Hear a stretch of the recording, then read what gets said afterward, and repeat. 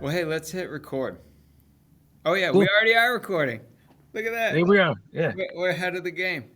So, Sam, we've been getting in Helm Commands, right? And you are uniquely positioned to be really a Helm Command expert. I guess. Yeah. It's You know, part of my why would I not be going out on a limb to part say, of my day job. Um, driving ships up and down. The Hudson River, narrow channel, right? Maneuvering. right? Um, Like you're the pilot on board, your Helm yeah. Command, it's a big deal if you Yeah. mess. You're not actually touching the steering wheel ever. You're not actually touching the throttles ever, but you're commanding other people to do that, and the timing has to be right, and the communication has to be on point. Like you can't allow the human error to come into play, right? The Right. human factor. A lot of marine incidents, when the NTSB and the Coast Guard look into it, it could have been completely avoided because it was a failure at the human level, not necessarily machinery. Of course, that happens a lot, but a lot of them are human error. Yeah, you mentioned to me that there's an error chain that needs to be recognized and broken. If you see Correct. the error chain, boom, you stop. Right. And the earlier you could break it or recognize that, hey, we're on a slippery path here. We need to correct this and keep things, safe. That's important. That's an important role. Yeah, and as we developed this reading, you said along those lines, it was very interesting. You said the midship command is helps break this error chain. Could you It just dive into that? resets. Yeah, absolutely. Midship is a very, it basically is a reset button, right? Hmm. You're putting the vessel with no rudder on. So you're taking out any delays. If the rudder's in the wrong place, you're back to square one. It's a reset. Right. And if there's a mistake made and you go, instead of going to midship first, if you start to get upset or raise your voice and say, I said port 20, why are you at starboard 20? You just lost all of that because it's not going to change anything. Now Right. people are processing what you're saying, trying to figure it out. And if they knew not to, if they were going to go the right direction to begin with, then they would have already been there. Right. Meanwhile, things are starting to unravel, and you're losing time in an area where you don't have, that privilege of time. So by seeing something that's going wrong and just saying midship and clearing the air first, that gives everybody a chance to reset mentally. And then especially you got to remember, if somebody made a mistake, there's a lot of stress Right. in these situations. So if somebody made a mistake and then you're raising your voice, and now they're getting scared, right? The Right. quartermaster or AB is getting nervous. Their palms are sweaty. Their heart's going. And now whatever you're going to say, it might not actually make any appreciable change in the rudder. They're going to get more nervous. Right. Or same You're going to mistake get again. right. And meanwhile, now things that are already in the wrong place rudder wise aren't being addressed. So Right. that midship command clears the air. You can couple that with a change in your tone, raising your hand, moving your position from where Hmm. you're conning, um, and then fixing it, Yeah. right? By pointing, like let's say you said port 20 and the guy went starboard by accident. You say midship, and then you come over, you make eye contact, and you say port 20, Right. like Throw some hand this gestures, this way, right? tone of voice Like with a change. nod, like you went the wrong way. We're good now, right? Like we're cool. Can't have this. Right. Don't have the room. If I wanted to go right, I would have gone right. Yeah. So then we're getting into these commands. We have, you mentioned as we built this reading, you mentioned if it's less than 5 degrees, you can use a course command, just 180. Or if it's a Yeah, more than 5 degree course change in general, you're probably going to start using rudder commands. 10 yeah, degrees, starboard. yeah. When Starboard it 10 is how you'd say. when an AB or quartermaster is steering and they're experienced, there's some professional courtesy and some professional respect, right? Right. If it's a small change in the heading of the vessel by 1 or 2 degrees, 3 degrees, um, that's something that a quartermaster should be able to do. get the ship to swing, get the courses to change, the heading to change, and then provide counter rudder to check the swing and steady up on the new requested course. So of course, the change of 1 or 2 degrees, you could, if you're steering 178 and you want to come right to 180, you could simply say the new command to steer 180. It'll be repeated. Then the action will start to be taken. And once the ship is steady on the new heading, the AB will announce 180, and we start thinking about what we do next. So I know it's pretty simple, but what does that command sound like when you order that course command? The conning officer or pilot would probably just in a nice loud voice say the new course. So 180. That's it. And it's That's what that's it. It takes away, please come right to 180. It's like, what's all these extra words for? You're wasting time. Right. You're opening up a potential mistake. Keep it simple, right? These are very clear and concise, So right? We don't want concise commands. You say a lot with very simple, just 180.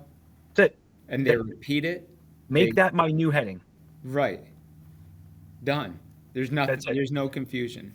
But let's say you're steering 175, which is between 170 and 180, right?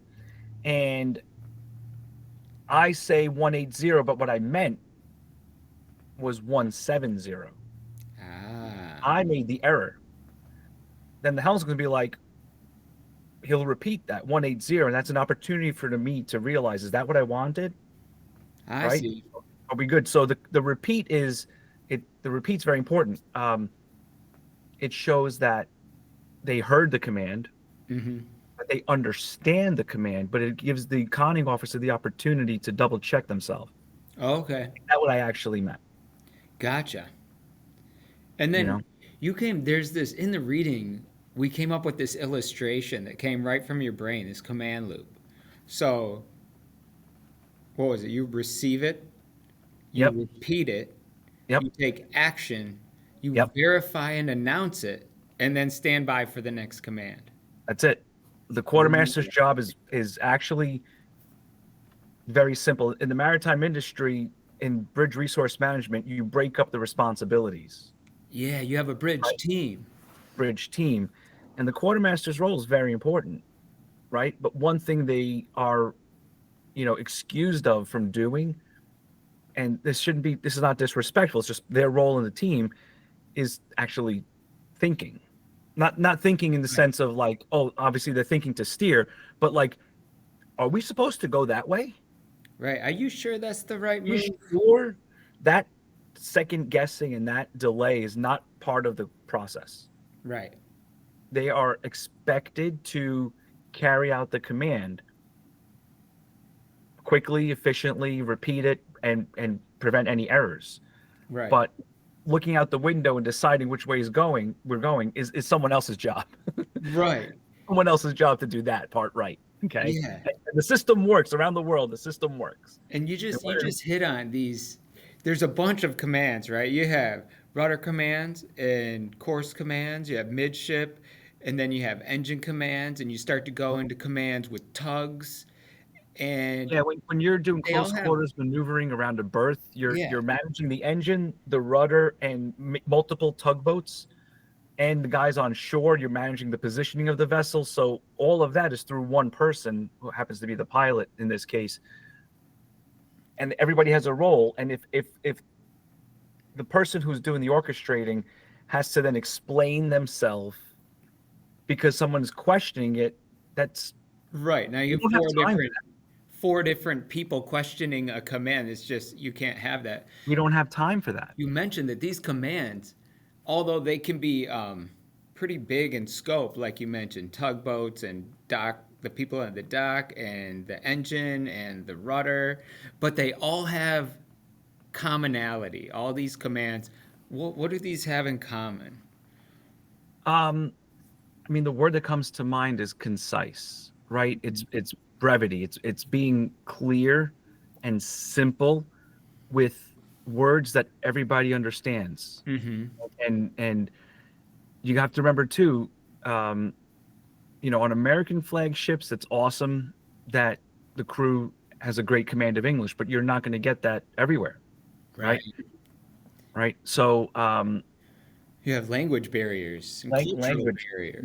barriers. So the simplicity of Helm commands, for giving a command, receiving a command, and repeating the command and just executing it is at the pinnacle of the importance of this structure, right? The brevity and the simplicity and the conciseness. So it's spit out very quickly, it's received quickly, it's executed quickly, and there's minimal confusion, minimal opportunity for confusion. And that command loop that you described that we have illustrated in the reading that's beautiful. That's what you do when you receive these I've never seen it before.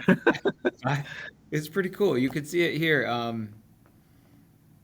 I'll share my screen and shoot this up just so we can look at this reading. The entire screen. Share. And yeah, here's this reading that we came up with. Here's the command loop.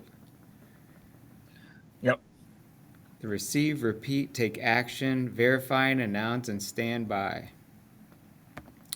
And yeah, we worked in conjunction to get all this out here, and all of the quiz questions are based on this. Look at this. Here's this rudder angle indicator. Yep. Can you speak on the rudder angle indicator? Yeah, so I mean the rudder angle indicator. So when you have the helm, it's basically the helmsman is requesting the rudder to go to a specific point, but we don't know that it's actually there. So like a tachometer tells you what the engine's actually doing, not how much you're pushing on the gas. It's telling you what RPM the engine's at, right? It's a feedback. Right. It's a gauge. The rudder angle indicator is, really important. Sorry about that. Give me one second. No worries. Let me try to close. I thought I closed that down. The rudder angle indicator is feedback from where the rudder actually is. Right.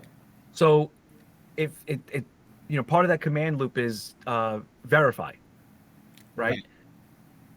When you put the rudder over to starboard 10, there's an expected amount of time that it's supposed to take for the rudder to get there. That's also an opportunity for everybody. If you go back to that picture, you'll see that rudder angle indicator is actually visible from 3 sides. That's a really good one. The helmsman can see it, but then if you're standing on the port or starboard side, you can see it also. Okay. If there's a mistake made, you'll know it very early. If the quartermaster goes the wrong way, everybody can see the rudder angle indicator, and then we use that midship term to just clear the air, get back to reset, and go the correct way. But the rudder angle indicator is, I'm not even sure where I'm going with this, but it's simple, right? It's like that's where the rudder is. That's where the rudder is, but it's also the direction. So it's direction and magnitude, right? So if you go back to that one's red and green, like there's multiple ways to see very quickly that it's in the correct position. Right. And or the correct direction. That same vein is the Helm command steady. That's an interesting one to me, because this one, what do you do with the Helm command steady? So steady basically, steady is nice if you have an experienced helmsman. If the ship is not swinging, if you're very close, it's not like, if you're really swinging fast and you're going through a lot of degrees per minute, the rate of turn is high. Yeah. Staying, screaming out steady is actually very kind of disrespectful, because oh my God, I gotta put the rudder hard over, and the whole ship is leaning over and people are falling, glasses are falling. No. So like if the ship is facing in the right direction, then you it's like giving a course number. It's like, okay, steer 180, like we were talking about earlier. Yeah. But you don't actually care what the number is. You want it to be whatever we're doing now, I want you to keep doing. This is what I want. And so they'll check that swing. Yep. And they'll settle in on the closest hold degree. So if you said steady and the course was 176.7, then they'll slow things down, get everything checked up, and then bring it right to 167. Yeah. Or 168, whatever the next number was. They'll bring it to the closest hold number degree. And then once the ship is settled in on just that course, they'll announce the course. Because when you said steady, you might not know what number that is. Doesn't matter. I want it steady on this. Whatever we're doing now is what I want. And then you're good. So this is, I found very interesting when we talked about this, that steady command as it relates to being very close to the bank of a narrow channel. And now you have bank cushion, bank suction, and passing ships, interaction with them. So Oh yeah. so now this quartermaster has the command steady, and he's trying to keep it steady, but the bow's being forced off to port.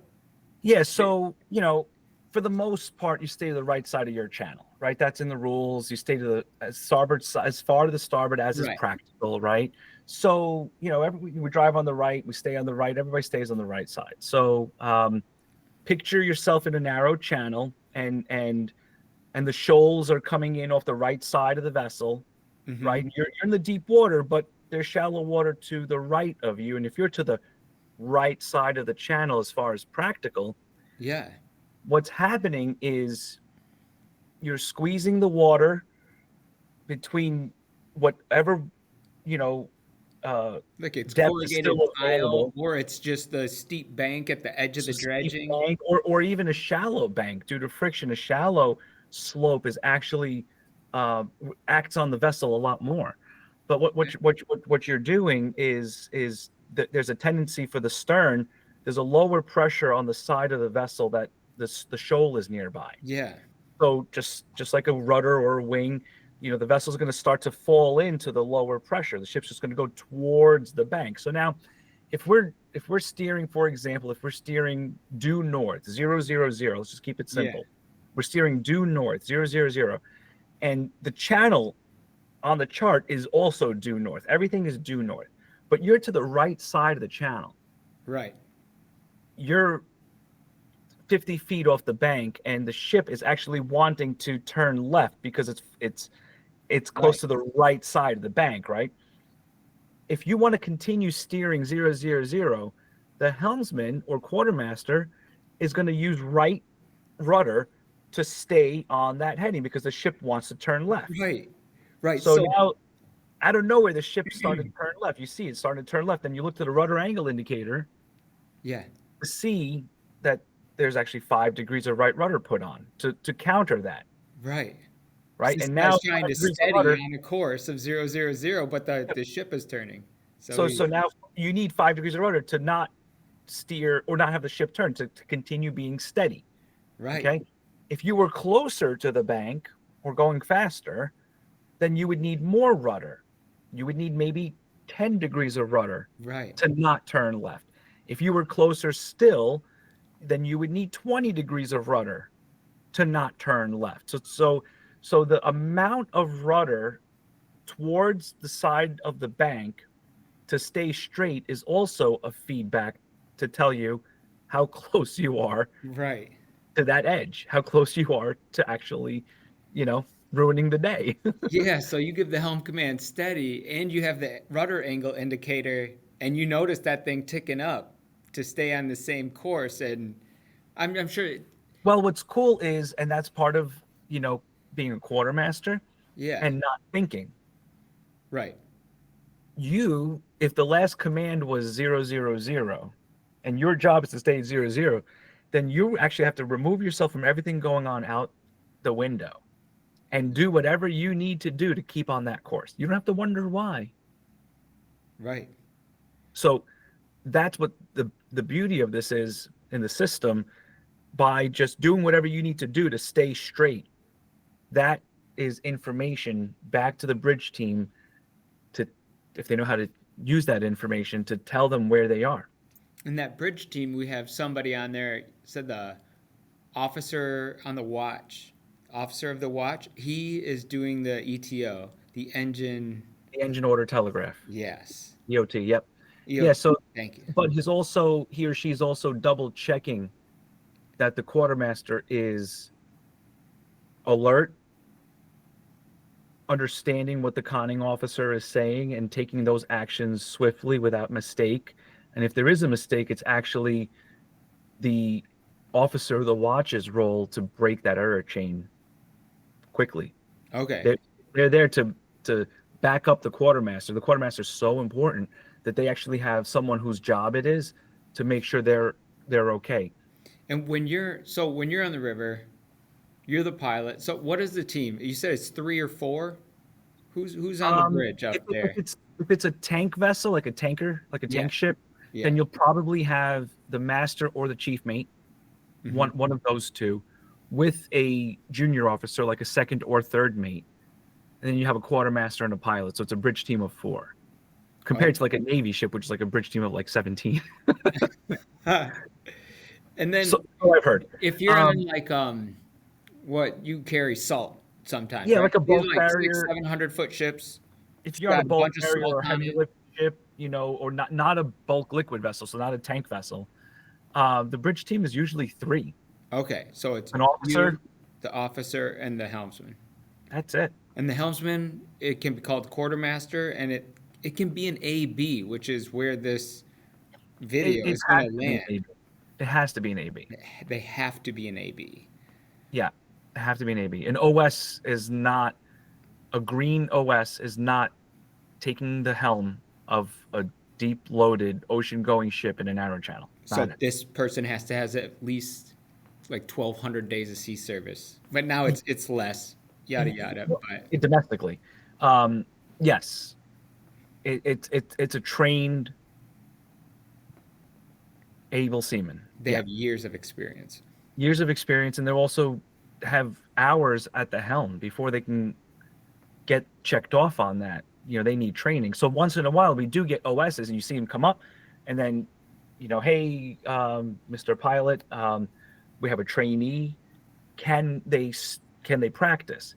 And then it's up to the pilot to say, maybe later. Right now is not a good time, but but that's also interesting that'll change how you con. I wouldn't give large course changes. I wouldn't give steady commands. My dog is freaking out. Oh yeah. I wouldn't give steady commands if the vessel's really swinging.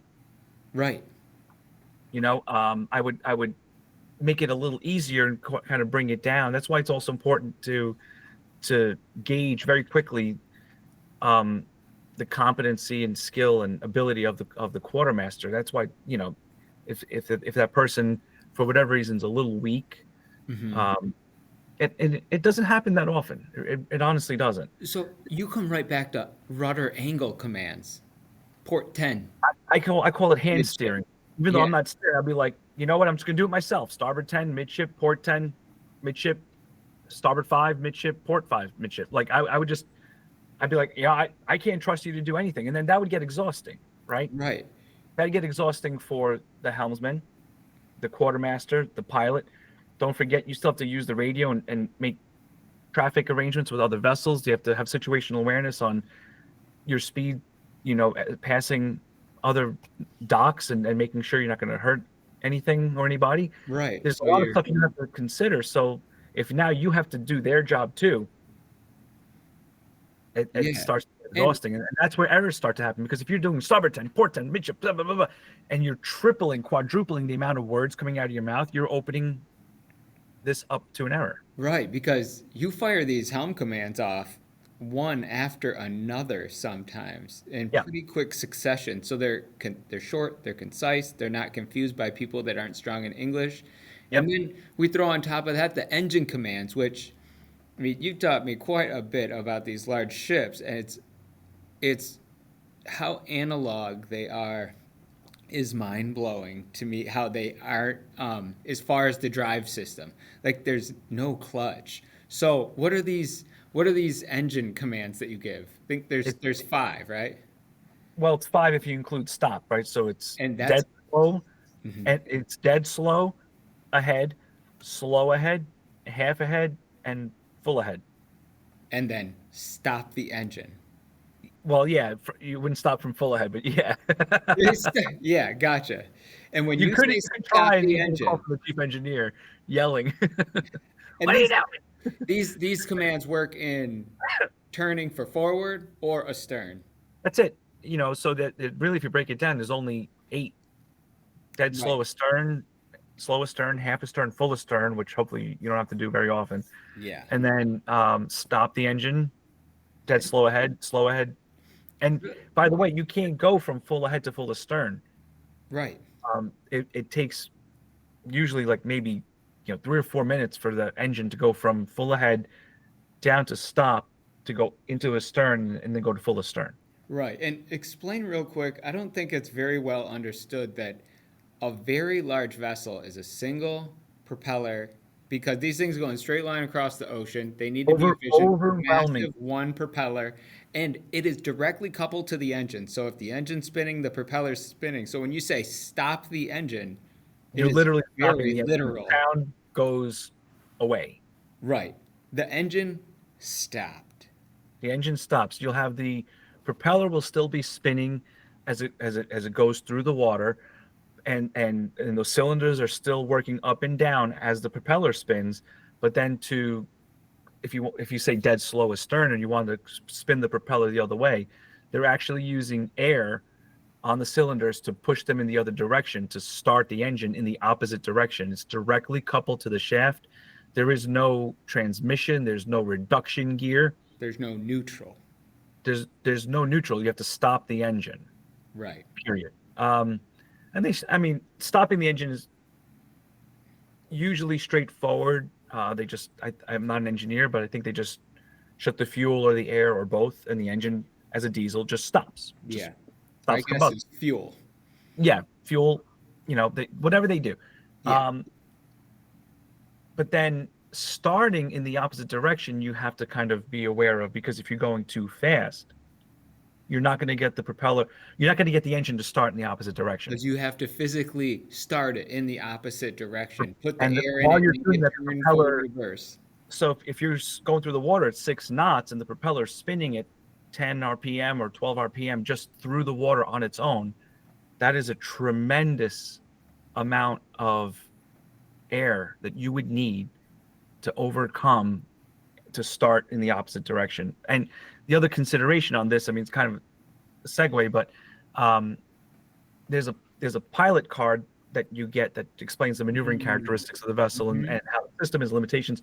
There's a line on there that says maximum number of consecutive starts. So we're talking about quick succession. If you go dead slow, stop, dead slow ahead, stop, every time you start the engine, you're using up air, and the air compressors can only top that up so fast. Right. So you will run out of air. And then if you need to come ahead when the ship is drifting, you need to come ahead and you ask for that and there is no air, that is a bad feeling. Yeah, that'll be 5 minutes. And that's 5 minutes you probably don't have, because otherwise you wouldn't have asked for that command to begin with. So planning out how you're going to maneuver the vessel takes some experience, takes some training, it takes some skill, and not doing too much is part of ship handling.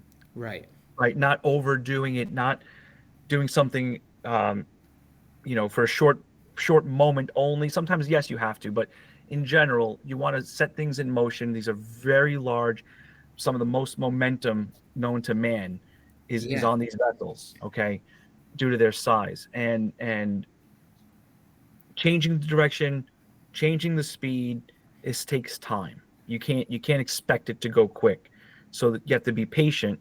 But in that, all the helm commands still are like the cement between all of these bricks that come together. The helm command is paramount in all of that. Right. I find it very interesting too that you're on a narrow channel. You're always on a narrow channel. So these helm commands that's like the stakes are the highest where you are navigating all the time in a narrow channel on piloted waters. Just there's bridges, there's banks, there's passing ships that are as large as you are. You get 50 feet between you and another vessel with a 105-foot beam. Two vessels with a 105-foot beam with 50 feet between them and 50 feet off the bank on either side. You guys are sometimes just threading the needle. So these helm commands are very important. This is... So, you're absolutely right.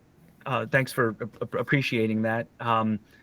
if let's talk about that example just quickly. You know, Yeah. you're in a narrow channel. We talked about staying to the right side. You're meeting another vessel. So now there's going to be interaction at different moments through that maneuver. I call Yeah. it maneuver, but through that experience, there's going to be different interactions. First, the interactions with the bank, Yeah. because I know the vessel's still not really close to you. You know it's coming, but it's not there yet. Right.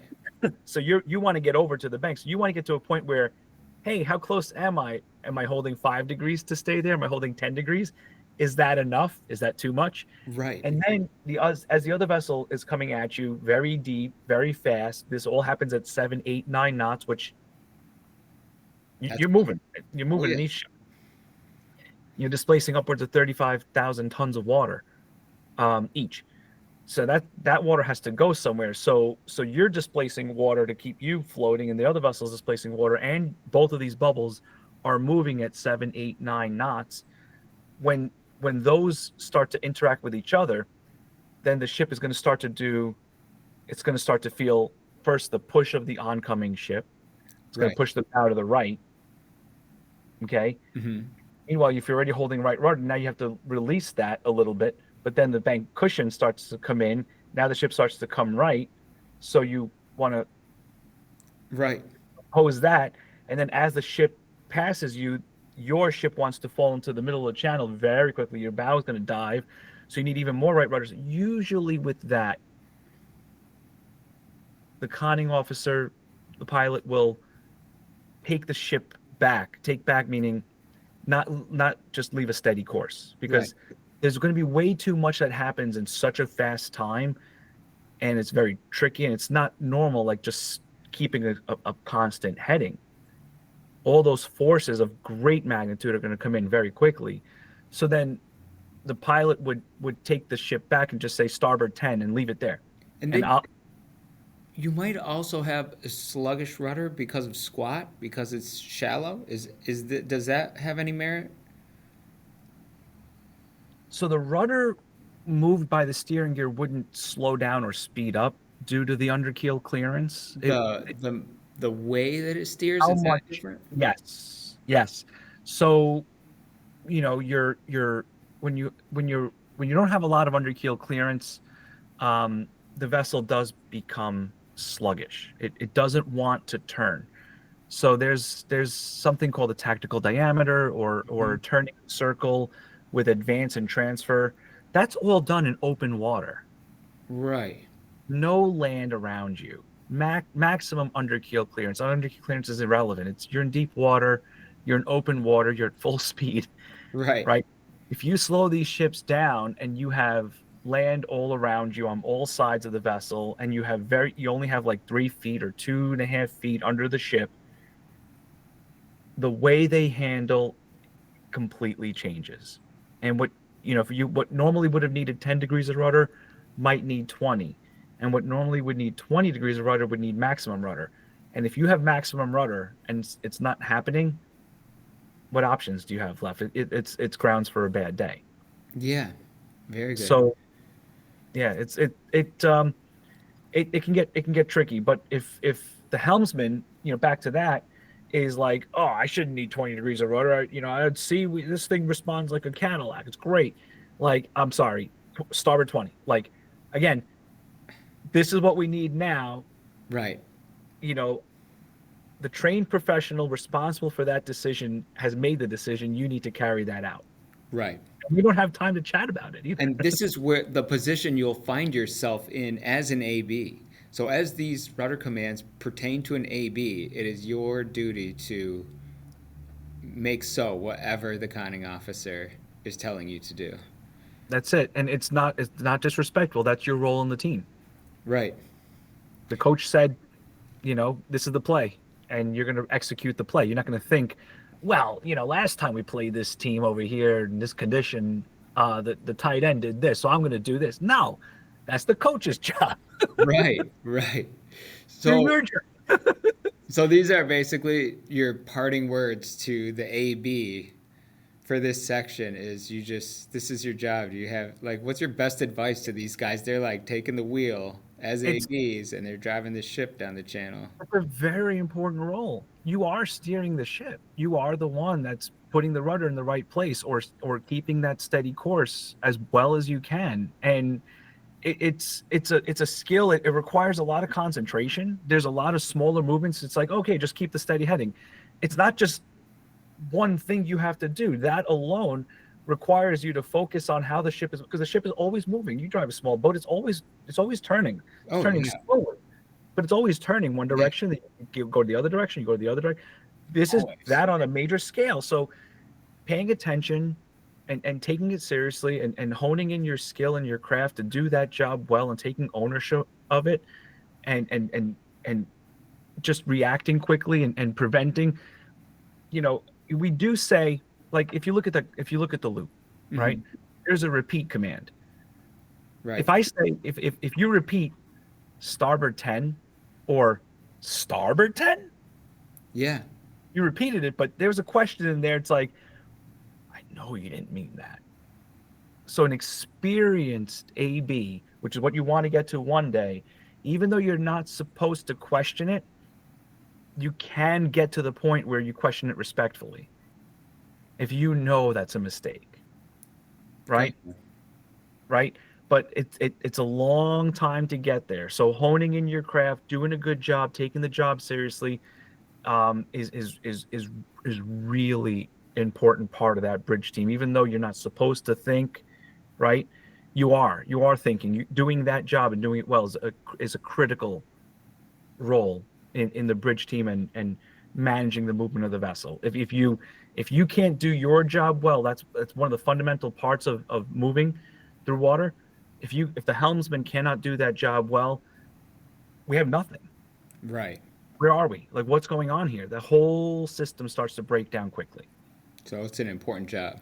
It's very, very important. Excellent. Sam, thank you for this, all of this insight on No Helm problem. Commands. And yeah, next I think we're going to go talk about some points of the compass as they relate to relative bearings. Let's go. Bring All it on. right. It's been All right, man. excellent. We'll see you. Yep. We'll see you. Bye.